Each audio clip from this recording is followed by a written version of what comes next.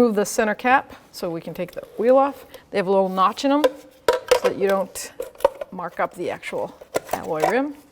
And then 19mm socket, and we'll take this tire right off.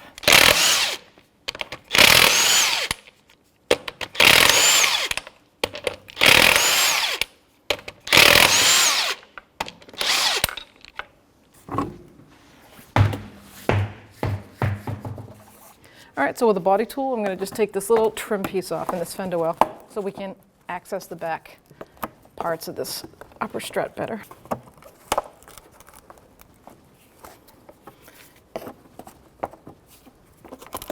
There we go. There we go. Now I can just move that right there and we can see better. 13mm socket or wrench, and we're going to loosen up all 3 nuts that go through the mounting strut that goes up. It has 3 studs going through it. So we'll take the nuts off. Like I said, 13mm.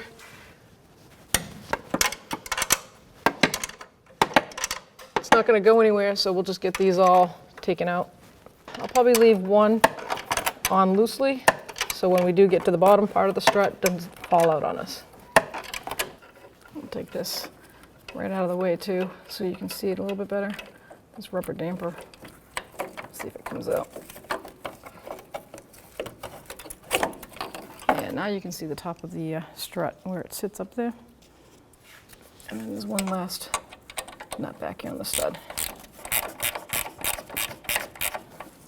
All right, so the back one, which is difficult to see or even get to, it's off, but I'm just gonna put a couple of thread turns on the front one. So when we do lower the bottom half, the assembly won't fall out on us. Okay, so we have the rear, it's like a tie rod end. Some call it trailing arms or 18mm socket. We're gonna put it right here and take that out. It's a pinch bolt style with a hex on the top, so it should stay in place. And then we're gonna just see if we can get this right out. Let's see if we can, right out of the way. Next is the lower knuckle. So the lower knuckle bolt into that lower control arm, 18mm socket on this side or wrench, and 21 on the back side holding the nut.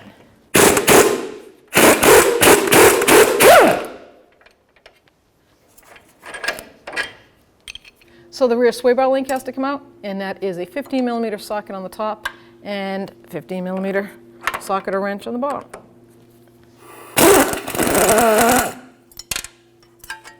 Remove the bushing.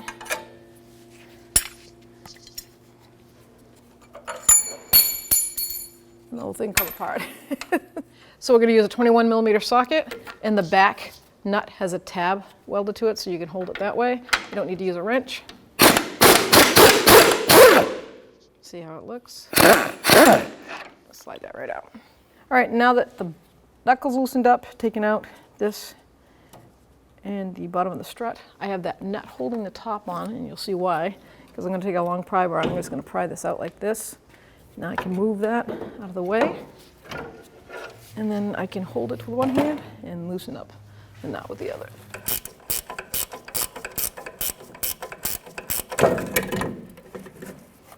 All right, here we go.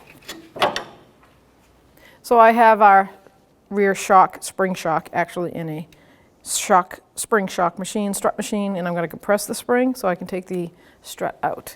They have other types that are 2 poles on each side with hooks on them. There we go.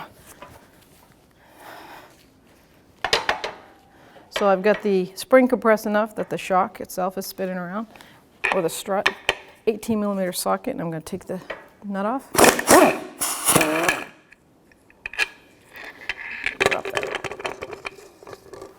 Right there. So you have to take this plastic strapping off and this plastic top. And you can cut it, or I'll just push down like this and I can just take it off. Now don't forget to what we call start the strut. So you're going to want to take the strut and with something, maybe a rag, or even use that plastic piece again so the nut doesn't hurt. You want to push this down all the way down and let it expand all the way up about 3 times.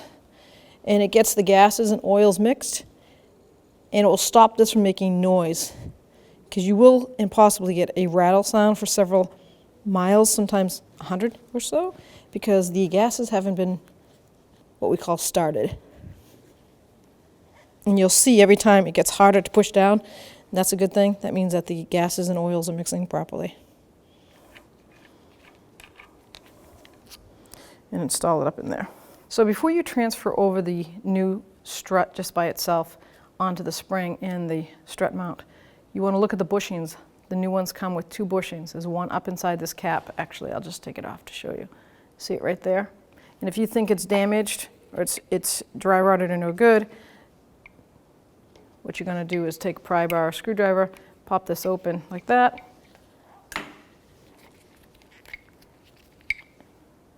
and then take the new bushings and put them on this shank, the spacer. And then you're going to replace them inside the cap. So I'm just going to throw that one back in. See how it has a ridged line on it? Make sure it sits right inside there. And then you can push the shank up through the middle of it. So I just put a little bit of penetrating spray on that boot because it is pretty dry from, it's brand new, but we got to get it to slide over the shank. There we go.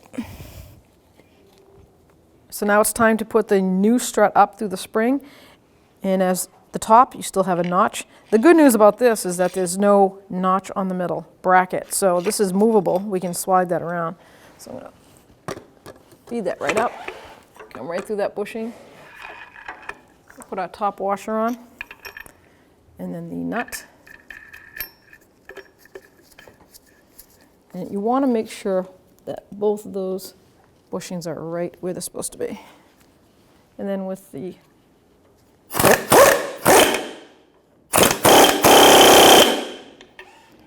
now I'm going to put a little pressure on the spring, and I'll give that one more little, and we got some pressure on that. Springs lined up, springs lined up. Let's give it a little bit more. Now we can take it right out.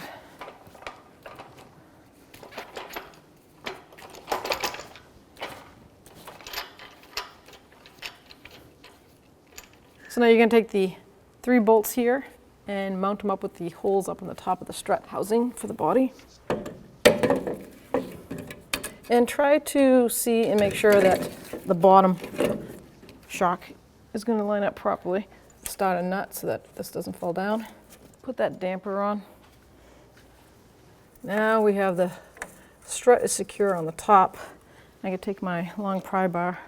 I'm going to try to pry this down so that I can push this right in. Just like that. So now I'm going to put the lower strut bolt in. There we go. Now I've got the bottom strut bolt in. Now I'm going to try to put that knuckle bolt, line that up.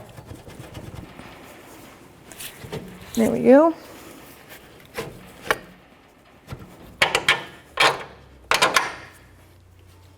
Put the nut on. I'm going to torque this down, tighten this, and do the strut 18mm socket and 21mm wrench. There's no torque specs for this, so we're just going to really tighten it up.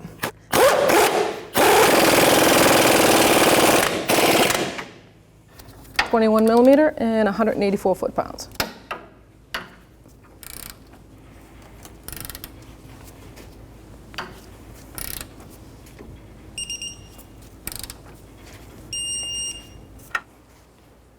Now we're going to put in the rear tie rod end. The bolt goes downward. And we're just going to snug this up. That's an 18mm socket. And the torque specs is 66 foot-pounds for this tie rod end nut.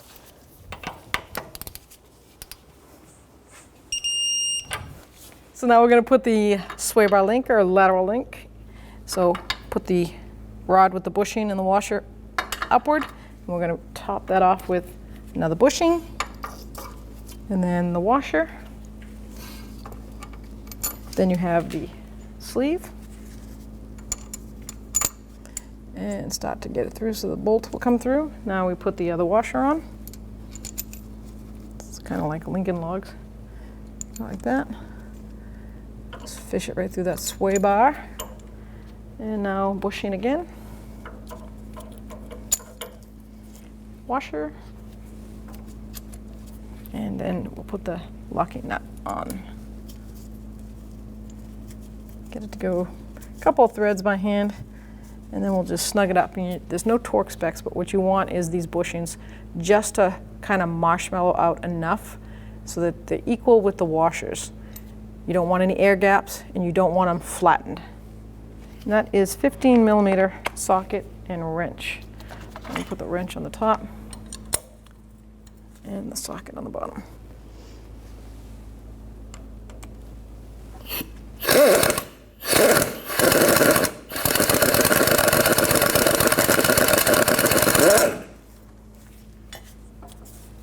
Perfect. So now we're going to tighten the top 3 mount nuts we have up here, tightening them down manually, and then we will snug them up. Now, there's no way you're going to get a torque wrench in here, so once they bottom out, I'll get the longest wrench I have to give a good amount of leverage.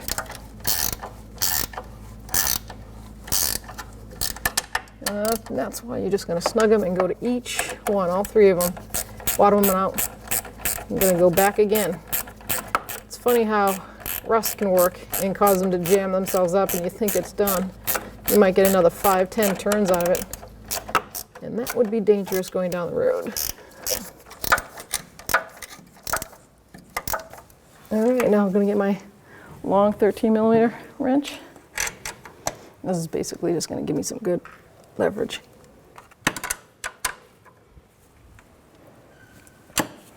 And now we're going to put the plastic shroud back. And one more push pin. Now we can put the tire on.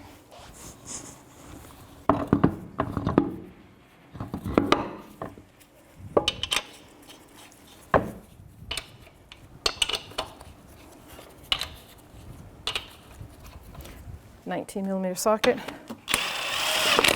Always go in a star pattern or crisscross, or whatever you prefer to call it. Nice.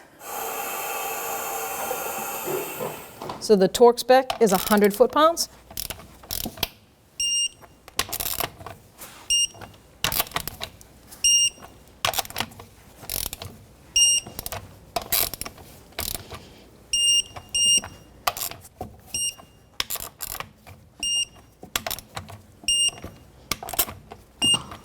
You line those up with the lug nuts.